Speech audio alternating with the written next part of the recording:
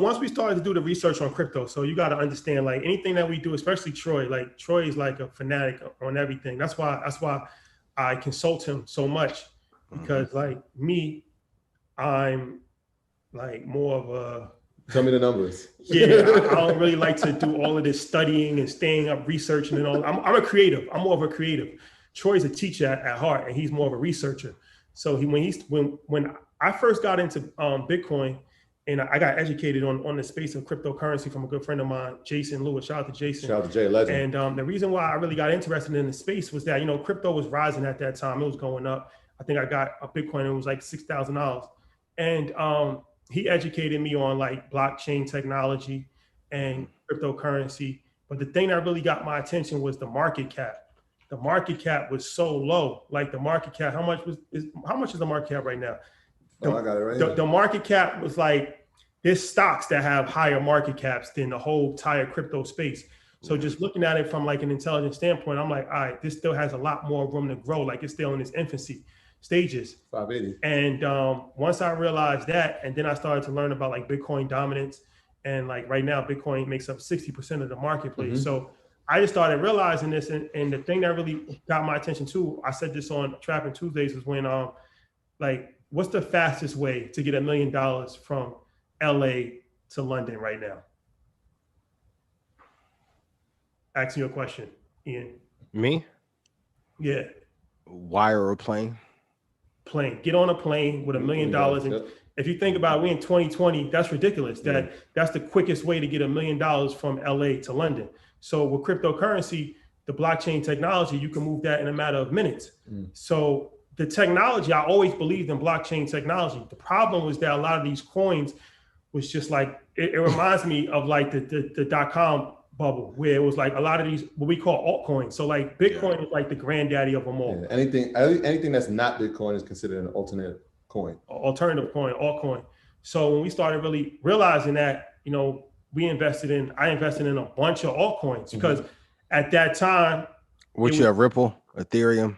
So I have, like right now, because keep in mind, I never sold Still got our wallets, so man. I have Bitcoin, but I have Ethereum, I have Ripple, I have Litecoin, I have Cardano, Stellar, Tron, Neo, OMG Network, VeChain, and a bunch of others I don't care to list. Yeah. But so that was a lesson, right? Because there's different types of coins. So like when we started looking at privacy coins, right? Because we were like, yo, privacy coins, they can't be traced. A lot of times when you move Bitcoin transactions, it can be traced.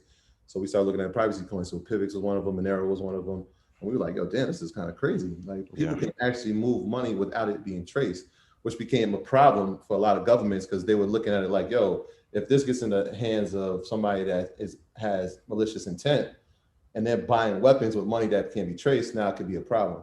And so like that became a huge situation. Yeah, and the good thing with, like, everybody knows I have like over 4,000 coins of Ripple. So I've been bullish on Ripple, because once I realized that Ripple, so the thing with cryptocurrency is that it was made to like buck the system. It's like decentralized, right? But Ripple is more of a centralized coin. So a lot of like pure crypto enthusiasts don't really like Ripple. But once again, it's a money play for me. So when I saw that all of these big corporations was backing Ripple, like Ripple was backed by like 40 major companies, like 40 Fortune 500 companies back Ripple, a bunch of banks, all kinds of stuff. Like that's the institutional crypto of choice. So I'm like, all right, these companies aren't dumb. They're not putting all this money. And then I remember when IBM jumped in Stellar. IBM jumped in Stellar. So quietly, even when Jamie Dimon when he was talking bad about Bitcoin, a lot of these institutions was buying massive amounts of Bitcoin. You know what they did?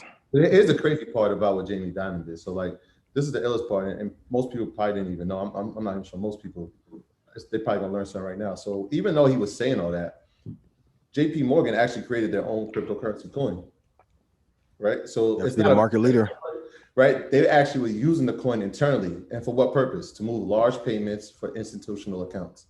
And so it's like, wait, this is the same product that you were saying is terrible and like, yo, it's BS, but you're actually creating a coin for the exact purpose why we're saying that we're going to invest in it. And is it any different than Microsoft making Teams when Zoom was already existing?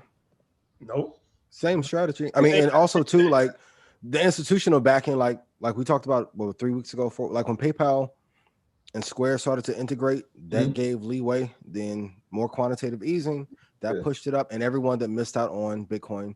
But here's the illest part though. This is what it's like, yo, this is crazy. So like not only did they make their own coin to use internally, but they also are now, if you've been trading for a while, you know that you couldn't transfer money from a Chase account into like any of these exchanges. And so like if you try to do it now, it's accepted. So like now you could transfer money from a Chase account to a Coinbase, which is an American company exchange, and you could change it to Gemini, which is another American exchange. That didn't happen. I remember when I applied for a Visa card because it wouldn't take MasterCard. You know what I mean? Like there wasn't certain money There was wasn't a lot. accepted. One thing I truly believe in Bitcoin. If I believe in Bitcoin, and I believe in Ripple. But I believe in How Bitcoin. long do you think will it take to get Bitcoin and get mass adoption? Because that was always my issue with it. And so for those that are putting in YouTube, it's like, oh, you guys talking about Bitcoin. Like, if you can invest, you can invest. I still don't like the crypto space. So, and then foreign exchange is still not a preferred asset class that I prefer to invest in.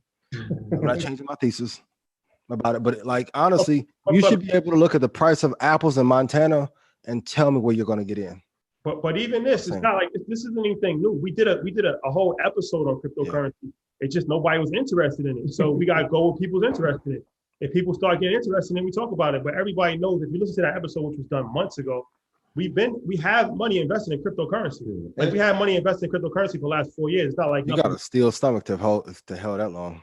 Well, you know what happens is that sometimes you never know. And it's like when if you call me, I can tell we made a lot of money, it went down, but it's like sometimes it's important to diversify. I'm not telling everybody to put a bunch of money in crypto, but you never know. I would be highly surprised if Bitcoin doesn't reach $100,000 in the next 5 years.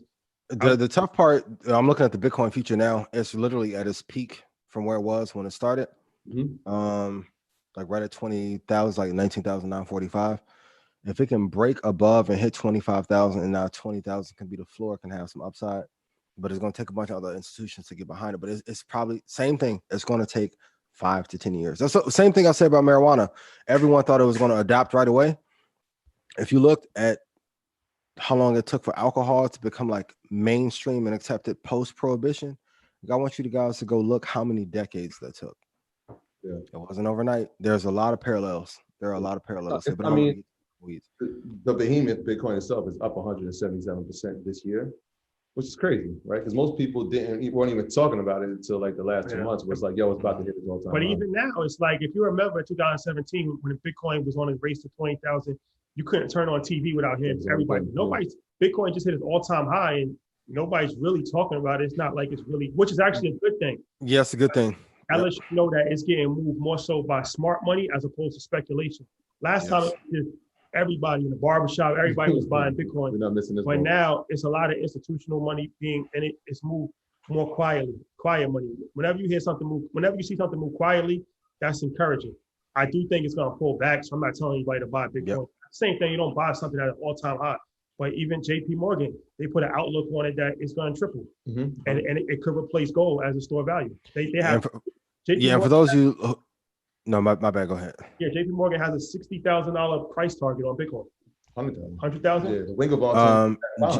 For those of you who like, hey, it's too expensive, if you want to take a look at it, GBTC, Great Coin Bit Trust. But the thing about Bitcoin is you could buy it. You can buy pieces of it. So you don't have to buy it. Like you can put 1,000. That's another good thing. It's like an ETF sense where you can go to Coinbase and put $1,000, even though it's 19,000. You can put 500. Like the original fraction shares. Yeah, it is. So you don't even have to invest the whole amount. You can literally just put whatever you want into it. And like my goal is to have 2 Bitcoins. I wish I could have. I should have bought 2 Bitcoins a long time ago. I could have easily. I could buy it now, but I just wait for it. But if you compare the cost benefit analysis and cost opportunity, the other things that you were in offset and gave you the gains that you thought you were gonna get in Bitcoin. Yeah, it's true. It's just part of my book. Like how Trav said he wants to have 1 brick of gold. I just want to have 2 Bitcoins. My graduates from my school being Forbes, bag drop. Bag drop.